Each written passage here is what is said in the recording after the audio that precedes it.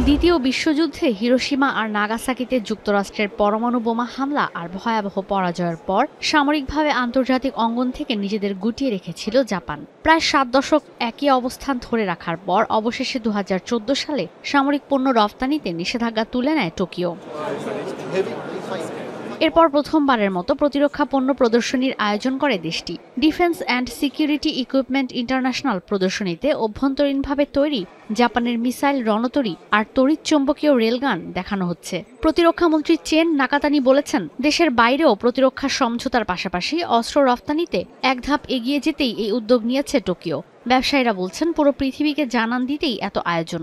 全体のエリアも広くなりましたし、非常に海外も含めてですね、多くのカンパニーの皆様、それから多くの企業、いわゆる軍の関係者、政府の関係者の皆様にご参加いただいていると思います。2023 সালের তুলনায় এবারের প্রদর্শনীর আয়োজন হয়েছে আয়তনে দ্বিগুণ এক স্থানে। অংশ নিয়েছে 33টি দেশের 471টি প্রতিরক্ষা পণ্য নির্মাতা প্রতিষ্ঠান, এর মধ্যে 169টি জাপানের। সামরিক পণ্য রফতানিতে নিষেধাজ্ঞা তুলে নেওয়ার এক দশক পর বিশ্বের প্রতিরক্ষা পণ্যের বাজারে অংশগ্রহণের এই উদ্যোগ নিল Tokyo. Our foundation goes back over 70 years with industry here.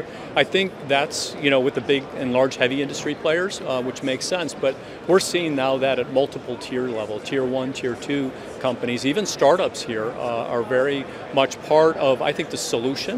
মূলত চীন, উত্তর কোরিয়া আর রাশিয়া থেকে ক্রমাগত হুমকি ধামকি বাড়ায় দেশের সামরিক খাতের আন্তর্জাতিক পরিধি বাড়ানোর চেষ্টা করছে জাপান। ঈশিতা ব্রহ্ম, এখন বিশ্ব।